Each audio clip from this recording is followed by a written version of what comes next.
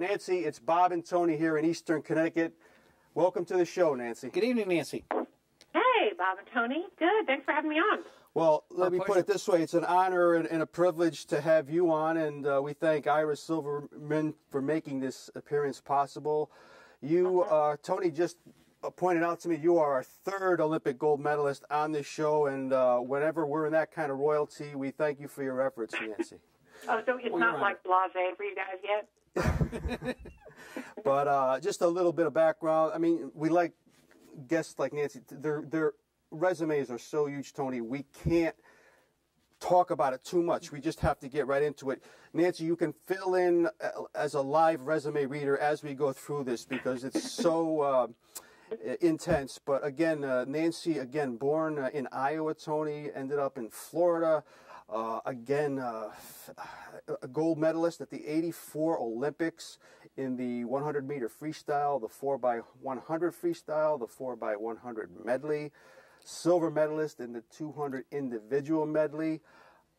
Went on after that, attended Georgetown Law School, has become a big spokesman on behalf of women organization. We'll get to her newest things as we go through here. But again, Nancy, thanks for coming on and being very timely. My first question, Nancy, I mean, I was looking at your resume and your biography over the weekend, and first thing that occurred to me, you're born in Iowa, but you moved to Florida at a very young age, and I assume, Nancy, that's probably one of the reasons you became such a great swimmer, just that rearing in the more, let's say, preferable geographical area? Yeah, no, I got very lucky. My first coach ever at age 7 was Eddie Reese, who has been the head men's coach for probably 30 years. He's been the head men's coach at University of Texas. He's won numerous champions, but he was probably 20 years old, and he was my first coach. He's funny. We had a great time, but I got great mechanics. Mm-hmm.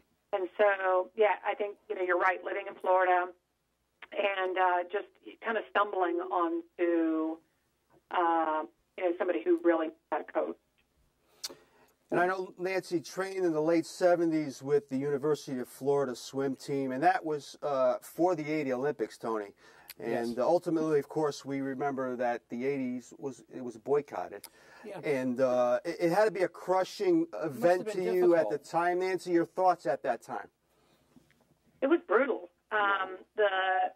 I moved away from home at age 15 to train for the 1980 Olympics when I would have been 18. And, so I went to a different high school and lived by myself and then to kind of have it yanked out from under you. But I tell you, I majored in political science in college, and I honestly think one of the reasons why is because it made me interested in world politics. That I got to see, I don't know if you remember, well, probably half your listeners don't, but at that time, in around 1979, is President Carter was getting a beating every day for the hostages that were in Iran. And he looked like a weak president. So here was something he could do that was powerful and strong by keeping the Olympians away from the Olympics. When the Soviet Union invaded Afghanistan, he said this is the biggest threat to world peace since World War II. And so this was the time of Cold War, and there really was real fear about anything that might take us to war. If he tries to withhold grain, if he tries to do a lot of he's got this huge block of voters, these farmers who don't like him anymore. So, he can keep these Olympians who aren't even named yet before he announced that we were not going to go to the Olympics before there was even Olympic trials. And, it was, it's only 800 athletes total. And so he's just not going to take a big political hit. So it was really brutal. I really thought that was my one and only shot of making an Olympic team. I thought that would give that sort of the end of my career, and I would went to Duke University and go on and do well academically there. But I mean to tell you, training swimming is just brutal. It is so painful that I couldn't even imagine doing that for 4 more years. I had already been world class for 4 years. So yeah, that when you think about it, Tony, she ultimately ended up at Duke, and we talk about perseverance. Nancy becomes an All-American, left Duke to train for the '84 Olympics, and of course, as they say, the rest is history. What were your expectations, Nancy, going into the '84 Olympics? It probably was your second shot at everything, but realistic expectations. Well, I took a risk of the big events that I had swum my whole life were the 200 butterfly and 400 IM. I got with a different coach, and he says, you're not going to win either one of those events. Tracy Calkins and Mary T. Maher were way up at like second, which in swimming is like crazy. Like, both of them could have gagged in the middle of their race, and they still would have won. So I went for the 100 freestyle, where I was not assured. I mean, I had second place both those events locked up. I mean, there was another second back behind me. But so I went with 100 and 200 freestyle, and, I had a shot to win. And just to tell you how close it was, in Olympic trials, the difference between first and sixth place, 0.2 of 1 second. Yeah. The Olympics, I tied for the gold medal down to 1/100th of a second.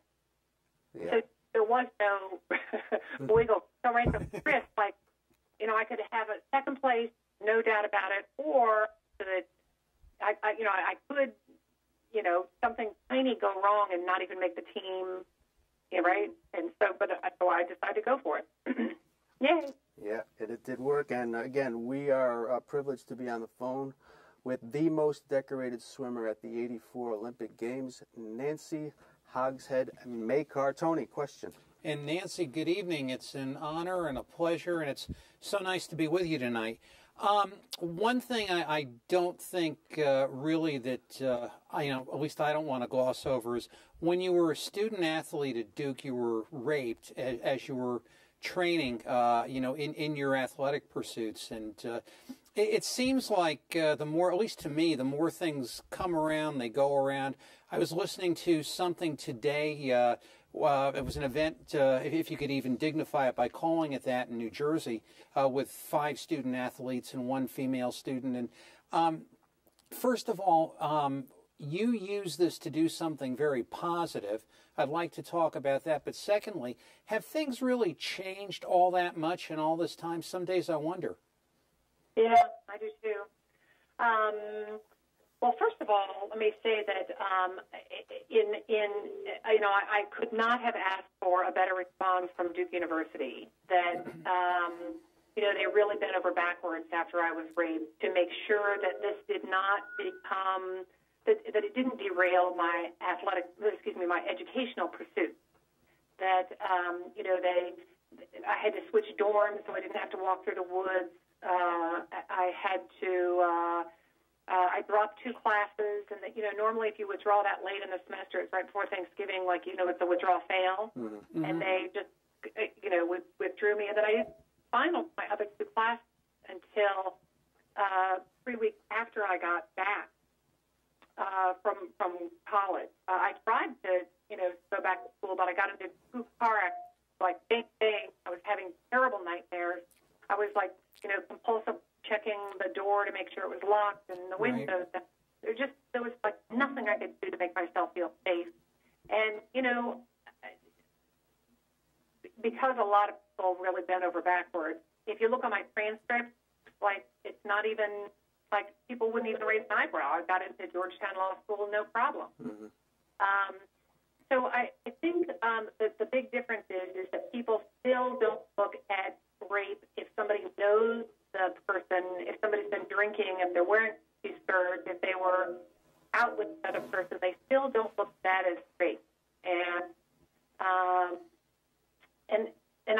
But I think that the reason why it is changing is because of social media, that these victims have got themselves together and have educated themselves. And so I'm a civil rights lawyer now, and this is one of the areas that I work in quite a bit. And you might remember 10 years ago, Lisa Simpson was raped by football recruits at the University of Colorado. Mm-hmm. They hired me to be their Title IX person that came in and made sure that all the changes that they made as a result of this awful nation that they stuck. So I've been doing this as a lawyer for a long, long time now. But what's really made the big difference, honestly, is victims educating themselves and demanding that schools do more than pat them on the hand and say, gosh, I'm really sorry that happened to you. Yeah, absolutely. Right. And that Champion Women, which we'll get into more, the website is www.championwomen.org. We'll get into a little bit more of that. But right before the show, Nancy, Tony and I were talking about having looked at your background and biography about the asthma and being a spokesperson for asthma, as you have been in the American Lung Association. Did I research correctly, Nancy, when uncovering the fact that you found out that you were asthmatic while swimming at those 84 games? Yeah, I did. I had been having regular, predictable symptoms for at least a decade, and my dad's a doctor. But still, when I was at the Olympics, and there was a doctor who said, hey, do you always cough like that after you compete? And I used to, put my hands on my knees and sort of, pull my chest up to, try to get a full breath. And I said, yes, I do. I was sort of bragging because I really felt like, that meant I had really pushed it. So he said, just go get on a treadmill and see what happens. And sure enough, I was losing 40% of my lung function before I knew anything was happening. And when I really did, particularly if the climate was dry, I did okay. If it was an indoor pool, I was not having any symptoms. There were plenty of times I swam and broke American records and world records. I was not having any symptoms, but I did have a hard time in California. And I thought maybe I was a case. I thought maybe I didn't handle time zone changes well. I didn't know why. Mm-hmm. Right? I knew that I just didn't swim as fast. Anyway, so this doctor gives me this diagnosis, and since then, I've been a lot healthier because there's such ways to predict and prevent asthma. Right. It's not really, it's not like,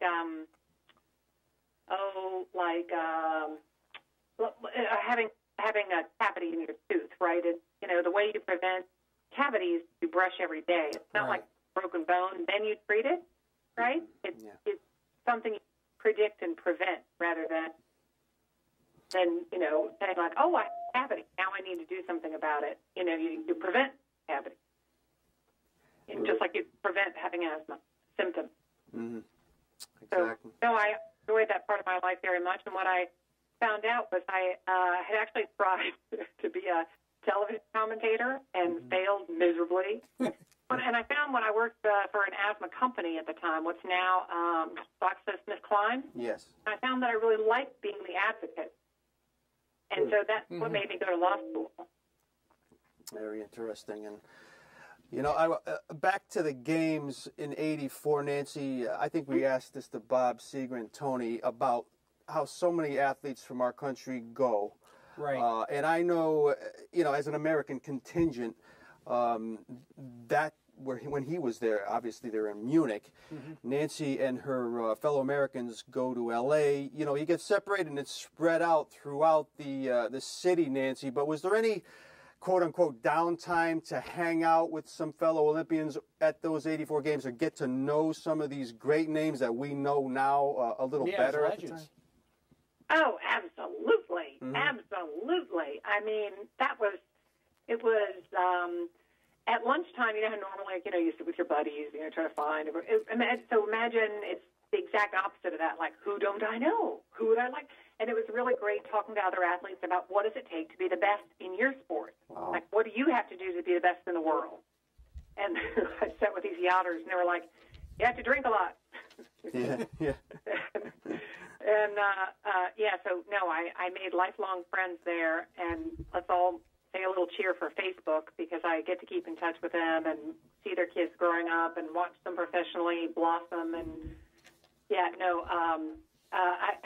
I swam the first week, and then I had a whole second week to play, and then all the medal winners, Southland Corporation, 7-Eleven, took us around the country. We had 4 parades with all the other medalists, so we really got to know each other pretty well. But funny story real quick, I won my first gold medal, and I was, really excited. I get back, and I swam the first event, the first day, right? I won the first medal. So I go back into the Olympic Village, and who's there but Michael Jordan? He says, hey, can I see your medal? And I said, sure, this is what it looks like. And, he had 2 more weeks, right? They have games the whole Olympic, right? And he goes, my name is Michael Jordan, and I go to UNC Chapel Hill. You are so cute. I was like, how could I not know that? Holy cow. Yeah. Going to Duke, and, of course, I've been watching you play basketball for years. That was a few years before, of course, Tony, the Dream Team, of course. And, right.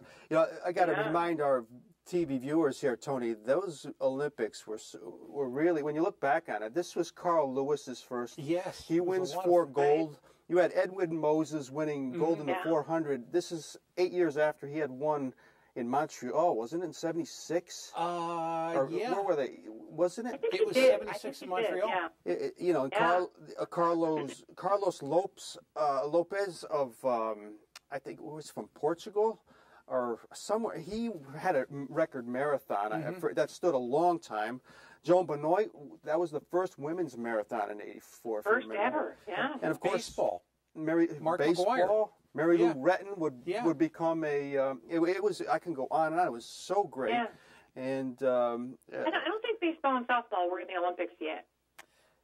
So they kind of came and they wouldn't adhere to the drug testing policy. Oh, okay. So they went, but there's a big move right now to get them back on the program.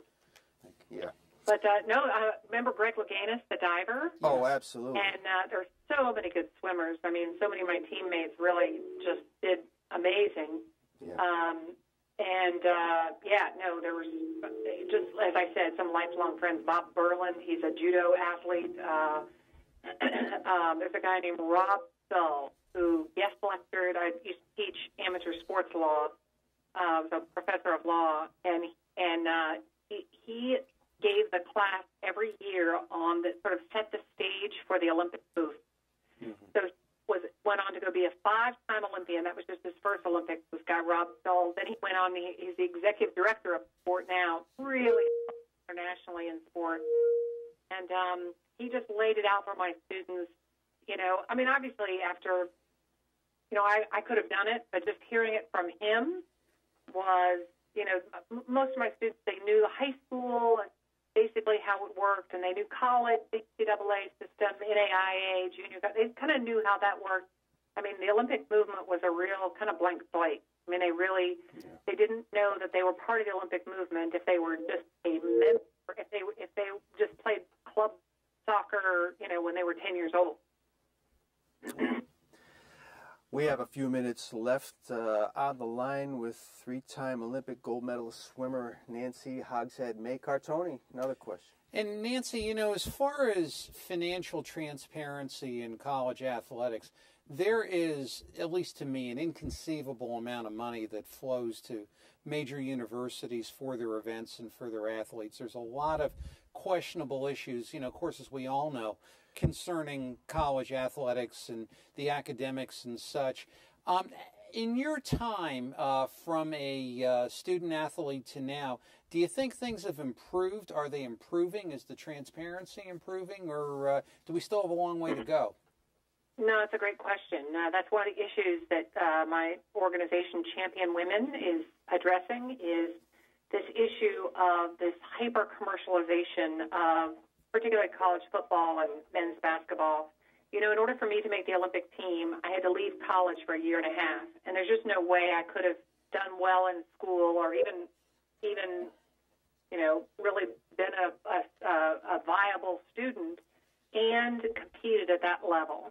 And we expect these athletes to train between 40 and 60 hours a week and be full-time students at some of the best universities in the country. So the issue is, Jay Billis and I went to Duke together at the same time, and he would say that the answer is to go towards more commercialization, to have football and basketball players be able to get paid the same way that professional athletes are paid. And I look at the exact same situation. We both agree that the system's broken. There's a few people who make a ton of money off the system. They're getting very rich. There But the schools are not in that category. There are, of the 120 BCS programs, only about half of them, a little over half of them, are just their football program alone is not profitable. It takes subsidies from students to make that work. The whole athletic department is something like 12 or 14 programs in the whole country are net positive. So this idea, it is going into a lot of people's pockets, but it's not going to, what you would want it to go to is more education. You'd want it to be investing in all students. And so I would limit the amount of time that athletes can participate. If they want to go pro, then if they want to, if you want to start a minor league or something, then so that athletes can really focus on that, let them do that. But if they want to have it be a student athlete, and if you want the taxpayer to get the benefit of collegiate athletics, then you need to be producing better workers, healthier people at the end of it, right? You don't want them to have you don't want them to be less healthy with knee and back and head injuries.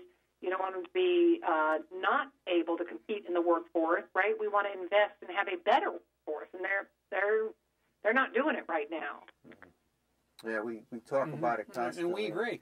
Yeah, on the show. We agree. And I should tell our viewers that Nancy became involved, Tony, with the Women's Sports Foundation while she was in college, and with equity in college sports as her personal goal, obviously. And we've talked about how she went to Georgetown Law in order to become the tremendous advocate that she continues. She taught at the Florida Coastal School of Law until recently, and of course, we even talked, Tony, before the show. She co-edited a book with our good friend Andrew Zimbalist, who was on this show a few years back. Great. Yeah, he was great, and that must have been some undertaking. And of course, your current passion now, Nancy, champion women, again devoted to advocacy for girls, women in sports. Tony, we've talked about it all the time. Maybe you want to tell us some more details about this new undertaking. Yeah, well, I just felt there was a need to create an organization that was fearless in doing its advocacy on behalf of girls and women. Right now, there are so many organizations. You'd think, like, for example, NACWA, National Association of Collegiate Women Athletic Administrators, would be able to be really good advocates. But guess what? Most of those women in those jobs really can't be outspoken and can't advocate for true change into the NCAA system because their paycheck and their professional lives depend on being part of the system. So it's really hard for them to change. Anyway, so I started Champion Women in an effort to numerous examples like that. There's a big problem with sexual abuse in club and Olympic sports. The United States Olympic Committee has already said that they're going to start this new entity that's going to investigate and sanction coaches that sexually abuse their athletes. And how that happens needs to have strong advocacy behind it. The coaches in general, women coaches, the numbers are declining. They have this idea that if they stay silent, that their job will be protected. And in Champion Women, we want to give them the resources and the tools to both be a good gender equity advocate and keep their job. So, there's a myriad of issues dealing with women in sports, whether it's participation or scholarships. Every single year, do you guys have any idea how many fewer scholarship dollars that women get than men get in college? It must be. Yeah. Yeah, I think we do. Yeah. Yeah? Maybe not as acutely as you do, but yeah. Yeah. Yeah, the number is, are you ready? It's $190 million a year. A year. Every single year. This is one of the biggest scholarship programs that there is on the planet. Boy. And to have girls get less just because they're girls. So it's participation, it's scholarship, it's making sure that they get treated the same way. It's pregnancy discrimination. A lot of coaches think, oh, if my athlete's pregnant, I'm going to kick them off the team and they're going to lose their scholarship. I I mean, it's crazy. Nobody in business would think that way. Like, nobody says, like, oh, I'm pregnant in my job, and so I guess I'm going to get fired. Right. Yeah. Right? And if they did, you'd be like, what? You lost your job because you're pregnant? Yeah. So, and as I said, you know, sexual harassment, abuse. So those are the kind of the umbrella topics that Champion Women is going to be taking on. So what I encourage your viewers to do, or your listeners to do, I should say, is go on to the website and sign up. Yeah. So it's championwomen.org. You'll be prompted right away to sign up. Yeah. Whatever we can do, Nancy, to continue to plug it. Again, we've only touched the surface. Hopefully, maybe we can have you on sometime again in the future. Again, when I think about the pioneers in women athletics, Tony, I think of Billie Jean King, your Martina Navratilovas, your Nancy Liebermans. I'm going to add Nancy, obviously, is right at the top of that list. And these are some of the great women. We need more of that. And we'll get the word out there, Nancy. Again, we can't thank you enough. We'll have you on again in the future, but it's been a pleasure meeting you and talking to you. And please continue the great work you're doing, and we'll stay in touch with you. Thanks so much, Nancy. Okay, thanks so much for having me on, guys. It's I our appreciate honor. it. Anytime. All right. Us more. All right, have a great night. You do the same. Thank you.